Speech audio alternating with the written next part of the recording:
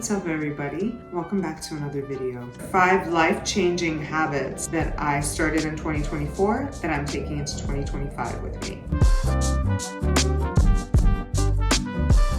Number 1, slowing down consciously. I do have a regular yoga practice, regular meditation practice. Those are already there in place to help me slow down. I run like a million miles an hour in my nature to just be constantly thinking, rushing. So I really try when I'm speaking more slowly. When I'm getting up to walk over to another room, to walk slowly. Just bring it back and actually consciously slow down.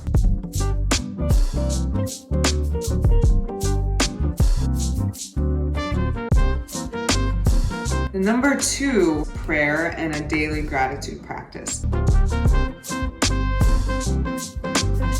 I just write 1 page of things that I'm grateful for and really feeling those things and genuinely experiencing the gratitude for them.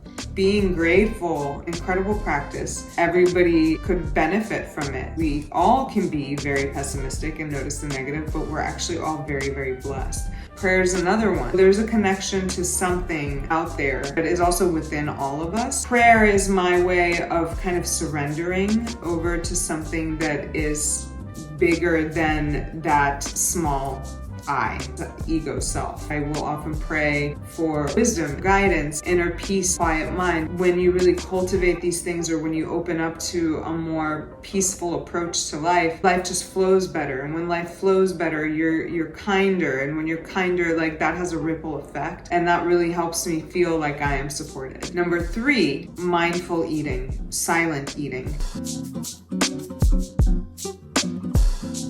I actually don't eat in complete silence. What I really like to do is play music, really peaceful, meditative music, like sound baths. I love Native American flute music. I will turn it on when I start preparing my meal. I'll make like a whole ritual out of it, light incense, and just have the preparation of the meal. Once again, incorporating that slowing down mentality and taking my time as I prepare food and taking my time as I sit down and eat. Also incorporate prayer right before I eat. I say gratitude right before I eat. Probably the most life-changing thing I've done all of last year. The biggest part of it is that I used to turn on a show, watch YouTube, be scrolling on my phone. Now I do not allow that in my meal space because I think it's very important when you're eating to fully engage with the senses so that your body can properly digest and assimilate the food. It also makes you slow down when you eat. It's all about just creating like a sacred space for your mealtime. Number 4, cleaning my home on a regular basis. Last place I lived, I was living in a house with a bunch of people and I just had a small room, and I've always been somebody who kind of neglected keeping my home clean because I just hated cleaning, and I was like, I have better things to do than that. I kind of got used to living in a not clean environment, and I remember just how cluttered my mind was. I started cleaning my space on a regular basis. I just love it. First of all, you're showing respect to your space, the space that houses you. Your home is your sanctuary where you take shelter. Respecting your space is very important. It does really make a difference on if your mind is clear or cluttered. And number 5, eating a savory breakfast and overall cutting down and eliminating sugar. I've always been a sweet tooth. I've always loved sugar. As a kid, I wanted to skip over my meal and go right into my dessert. Even as an adult, to this day, I love sweet treats, and I still have them after every meal. I always have a sweet treat, but it's always a sweet treat that I make for myself, and I've eliminated adding any sugar. I only use fresh fruit as a way to sweeten things. I don't even add honey or agave, which are said to be good for you, but it's sugar.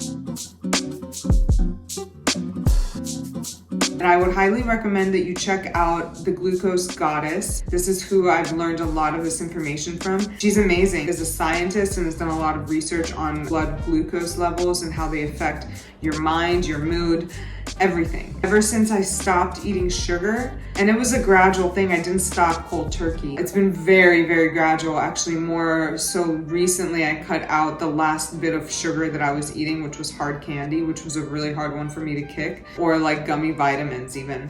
I was always craving a little like candy, something like that. And it wasn't until I completely stopped it that I've actually stopped craving it as well. But I switched over to a savory breakfast quite a few months ago, and that was huge for me. For as long as I can remember, I've always eaten a sweet breakfast. Oatmeal, a yogurt with granola, healthy things, but sugary. I would add honey on top of those things, very sweet tasting foods. It was really hard for me to switch over to a savory breakfast. I remember the very day that I was decided to do it, and I was just like, just do it, you know, just try one day, and tomorrow you can have your little oatmeal, because I was like obsessed with having this like oatmeal with all my stuff, accoutrements on it. I just made like a savory meal out of like some of my favorite things. I remember feeling so much better just that same day. It took me a couple of days to get acclimated to it because a savory breakfast has never been my thing. So my body didn't even want savory food. Like I was like, I'd rather skip breakfast and have a savory meal that feels like a lunch and a dinner thing. But now all I do is savory meals. I actually prefer my savory meals over sweet. It's changed my mood, my energy levels, everything. It's a huge, huge life-changing thing, and I highly recommend it. It'll take some adjustment, and maybe you're not a sweet person, so that's fine. But if you are a sweet person, a lot of these cravings for sugar do have to do with actually eating sugar causes you to want more sugar.